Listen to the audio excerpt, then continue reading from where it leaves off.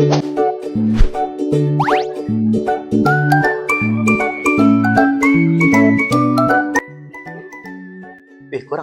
kajian kes kita pasal Pak Mantelo kan? Jom bincang jap. Boleh tak? Siapa nak start dulu? Saya nak mulakan dulu. Korang semua mesti nak tahu kan bagaimana skim Pak Mantelo tu diasaskan. Okay, nama asal Pak Mantelo adalah Osman Hamzah. Beliau ni merupakan propos skim cepat kaya di Malaysia. Beliau bertitik tolak lah daripada legasi Charles Ponzi 2 sebenarnya. Dan daripada tu beliau menguruskan skim dia di syarikat Pestama Enterprise pada tahun 1970-an di Taiping, Perak.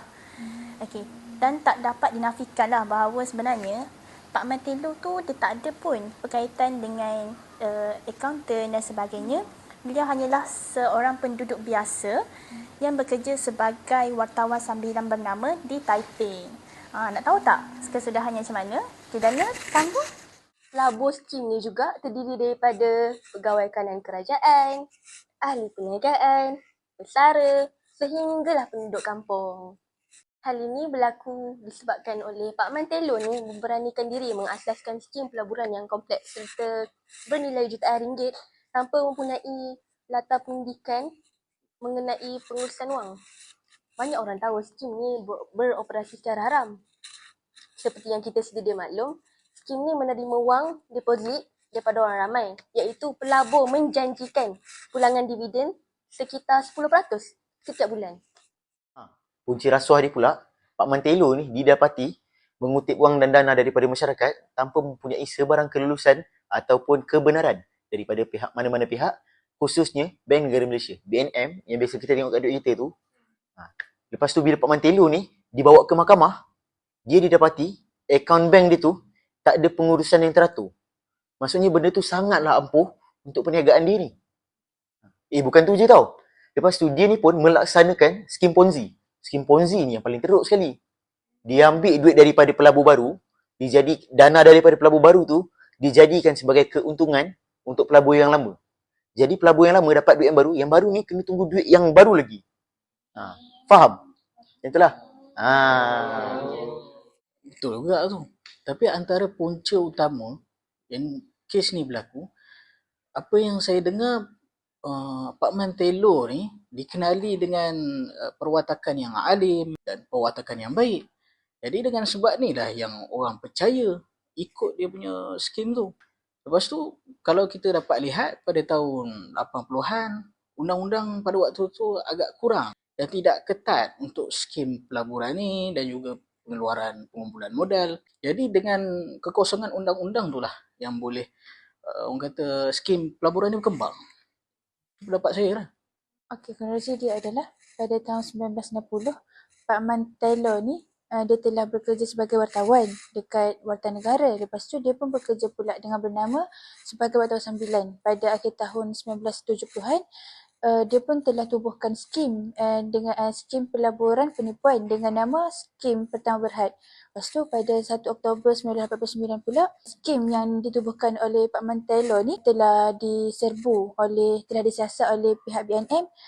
Sebabnya Pak Mantelo ni dia telah ambil wang tanpa lesen. Pada 2 November 1989 pula, rumah Pak Mantelo ni kan dia telah diserbu oleh pihak polis dan keluarga Pak Mantelo ni iaitu anak dia sendiri dan bini dia telah ditangkap.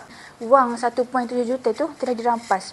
Pada 11 Januari 1990, Pak Mantelo ni telah dihukum di mahkamah disebabkan dia telah langgar Akta Bank dan Institusi Kewangan 1949. Namun dia dan family dia telah mengaku tidak bersalah dan Pak Mantelo ni telah dijamin sebanyak 1 juta oleh seorang penjamin.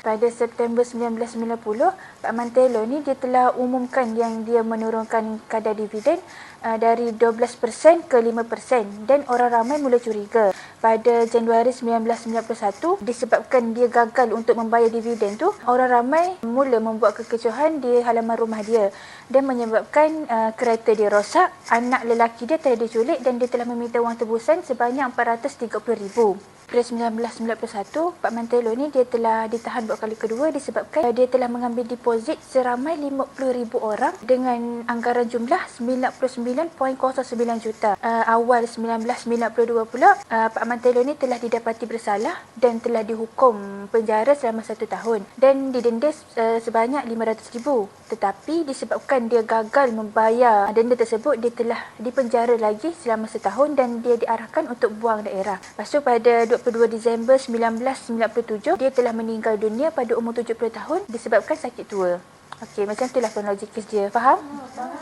Okey, untuk mencegah penipuan ni, macam pihak berkuasa seperti Bank Negara Malaysia dan pihak SPRM kena bertindak segera dan memberikan tindakan yang tegas terhadap pihak penganjur dan individu yang terlibat. Orang ramai juga perlu dibagikan kesedaran tentang skim cepat kaya ini melalui kempen di sekolah. Selain itu, sistem kewangan negara juga perlu diperkukuh supaya golongan yang memerlukan wang pinjaman ni mudah mendapat wang dan tidak mudah terjebak dalam skim penipuan cepat kaya ni. Itu saja. Daripada kes Pak Mantelo ni, kita dapat diatasi melalui pendidikan kewangan supaya masyarakat dapat tahu ciri-ciri skim pinjaman dan risiko apabila mereka melabur duit. Pendidikan kewangan ni bukan sahaja boleh disalurkan melalui TV, malah boleh disalurkan melalui media massa iaitu TikTok, Instagram dan Facebook. Selain itu juga, pihak kerajaan perlu mengadakan kempen supaya masyarakat lebih membuka fikiran tentang skim pinjaman ini.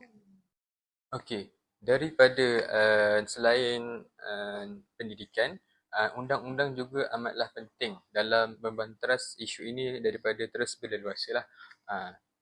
Penguatkuasaan undang-undang yang melibatkan SPRM adalah sangat penting untuk dakwaan terhadap individu yang terlibat lah.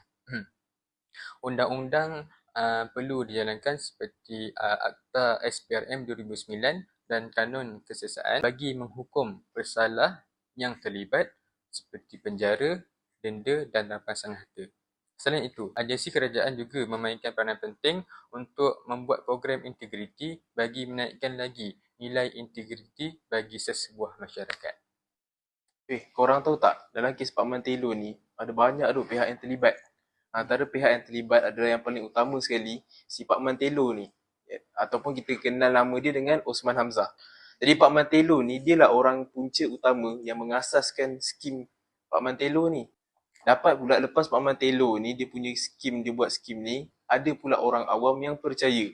Jadi orang awam ni, dia laburkan semua duit dia. Ada yang labur hampir keseluruhan harta yang menyebabkan hampir mendapat kerugian. Kemudian Bank Negara Malaysia juga, dia main peranan menilai balik kewangan-kewangan dalam skim Pak Mantelo ni. Manakala Kementerian Kewangan Malaysia pula menguatkuasakan undang-undang untuk menyekat dan menangkap dalam kesalahan kes Pak Mantelo ni. Macam mana? Kau setuju tak, Syahim? Saya setuju, tapi saya nak tambah sikit lagi. Antaranya PDRM yang dikenali Polis Diraja Malaysia, dia menjalankan siasatan dan menangkap Pak Mantelo. Selain itu, mahkamah pula tempat pembicaraan dan pendakwaan yang menghukum kes Pak Mantelo tu. Lepas tu pula, media massa ni menyebarkan berita kepada masyarakat supaya memberi pencerahan pasal kes Pak Mantelo ni. Lepas tu pula, pasal isteri dan anak-anak dia juga didakwa terlibat bersubahat dalam kes Pak Mantelo ni. Okey, berdasarkan kes Pak Mantelo ni, apa kesimpulan dia?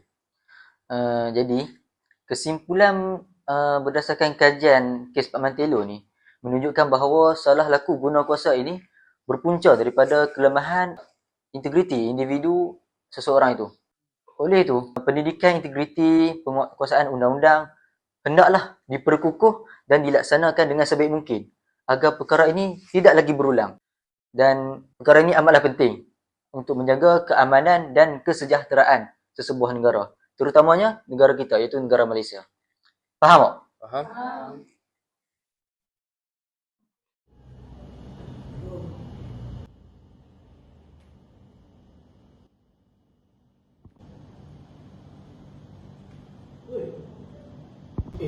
Kau buat apa ni? Ini dah skim Pak Dapat raya. Sikit cepat raya. Ya, estimasi.